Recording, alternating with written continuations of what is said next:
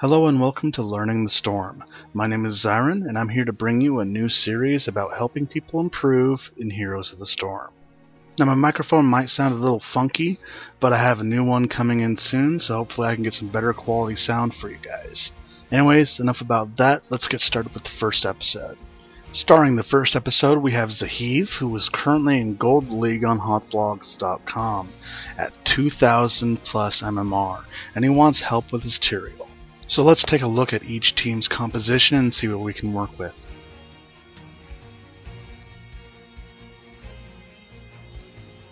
So on the enemy team we have Sonya, whom is an initiator, Uther as the support, Nova and Falstad as the damage dealers, and Muradin as the main tank. They have a lot of control on their team, so focusing down either the Nova, Falstad, or Uther is going to be key in team fights. Now the build that I would suggest against this team is actually a bit tricky.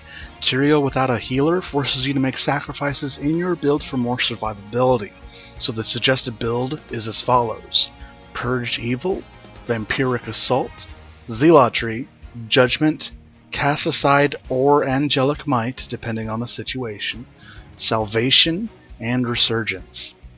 Now this build will give you a decent amount of survivability, some sustain, and a tiny bit of extra damage towards your E along with some utility. Now these are where I'd place each heroes in lanes.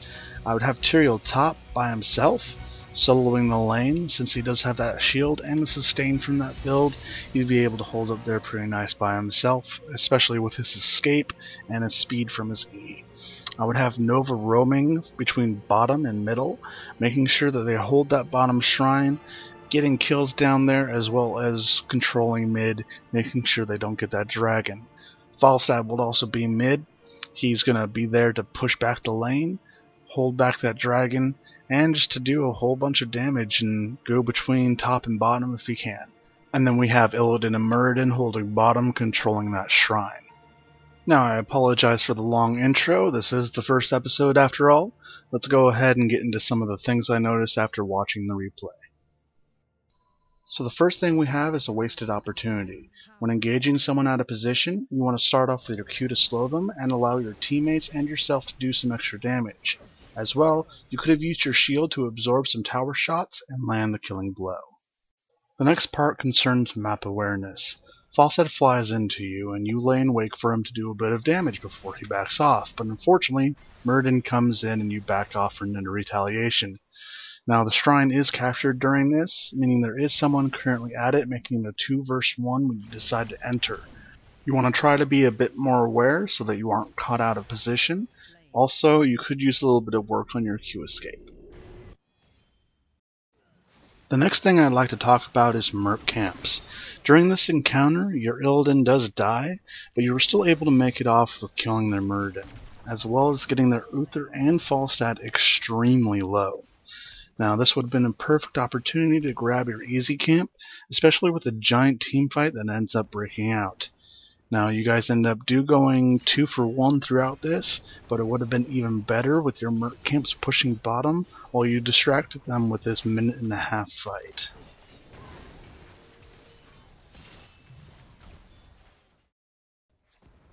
There are a few things wrong with this engagement. Now, first off, I'm not sure if you were trying to interrupt Sonya's whirlwind or just trying to secure a kill, but either one wasn't worth using your ult over here. Now, if even by means you were able to kill Sonya, both you and Illidan would have had it back due to Muradin still being alive and healthy anyways. The correct move here would have been just to fall middle and hold the Dragon Shrine out of enemy hands.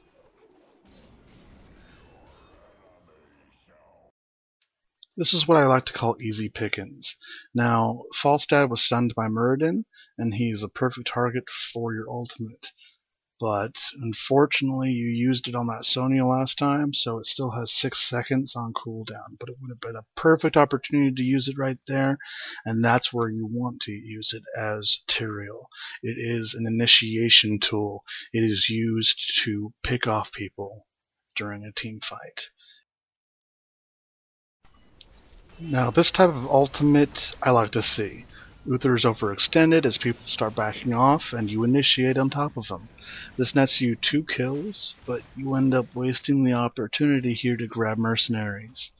There's 16 seconds left until Uther spawns before you guys decide to start splitting up. Take some initiative. Steal their easy camp and then take their hard camp at bottom and push through bottom with it. Now, you most likely would have gotten a fort if you did this, but unfortunately all that happened was your Falstad died and you were left wondering what to do because all the lanes are pushed back with their minions and you can't do any damage to their buildings. Now, I'm not actually too sure what you're trying to do here. Just keep in mind that Judgment, its damage has been nerfed since the last patch, so it doesn't do that much damage, not that it did too much damage to begin with either. You do want to wait and make sure there are teammates around you to help you finish off the target that you are Judgmenting.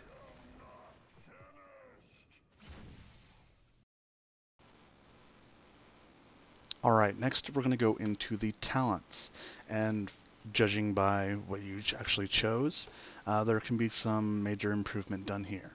Now, your first talent that you chose is Regeneration Master.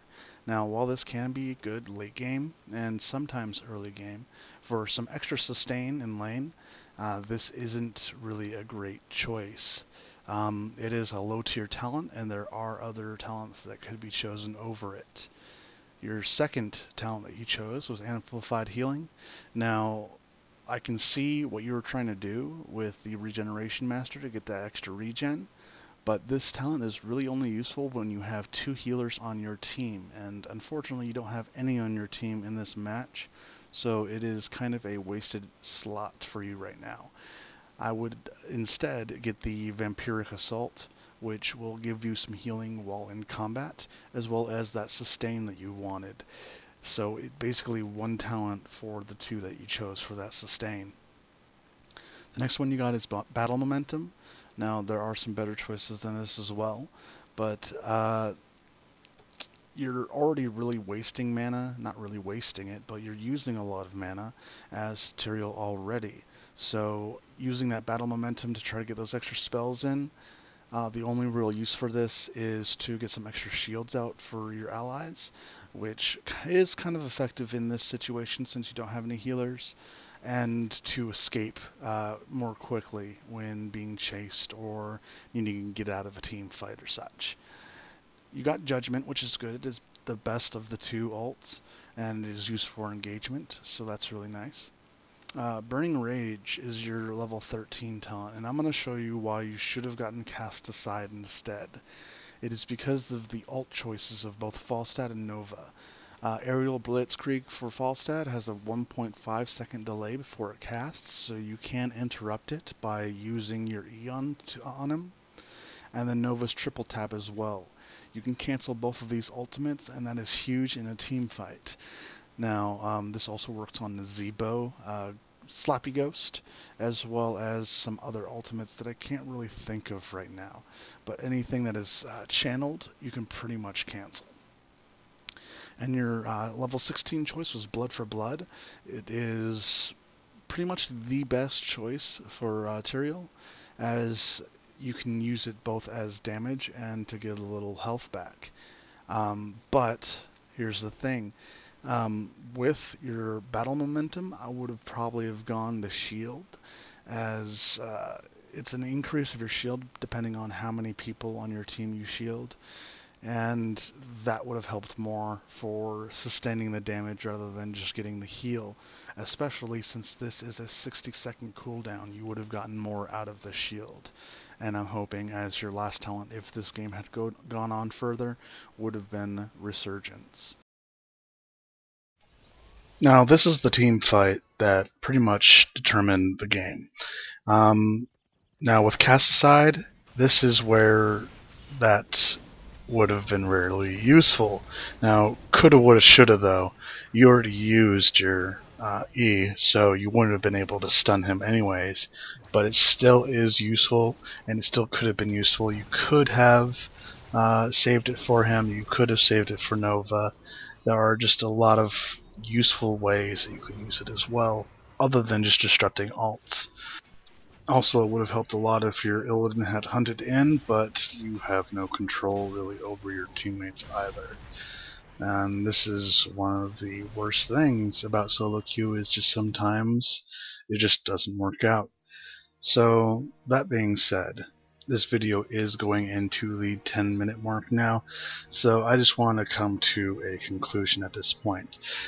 After this team fight, you guys end up doing what I like to call the string effect, where you guys end up dying one by one by one and just heading in and dying, and then the people who are still alive then run in and die.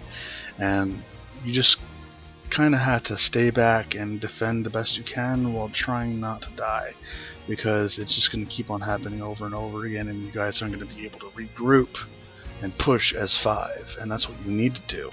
Especially in a team game, you need all of your teammates alive if you wish to push against their 5. You want to be your strongest against their strongest. So you just got to try to keep that in mind, and use your pings to try to help out your teammates as well. Let them know, hey, 2 people on our side are dead. You kind of want to, hold back a little bit. Come on, and you might be able to do something there. But that all being said, the thing I think you need the most work on with Tyrael are your engagements, your ults, your initiations. You need to kind of work on when to actually go ahead and ult. You need to find the right time to ult, and the right person to ult. Barbarian probably isn't the best choice to ult. The Uther ult was good. Like I said, you want to either be ulting Uther, Nova, or Falstad. Nova is probably not going to be in the fight very long and be invisible and be a little, a little nuisance. But Falstad is always there and easy to ult. Just ult them when they're out of position. Ult them if your team is ready just to go nuts on them, and just go for it. You're the initiator. You declare what's going on, what's going to happen.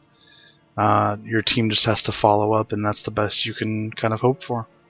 So I wish the best of luck to you. I hope this helped you out a little bit. And, oh yes, and remember to get those merc camps. Those merc camps are very essential. They allow you to push, they allow you to do damage to their buildings, get experience, catch up, and if you get some kills, go for them. It's a perfect opportunity to. So go ahead, have fun, hope you enjoyed, and I'll catch you guys in the next video.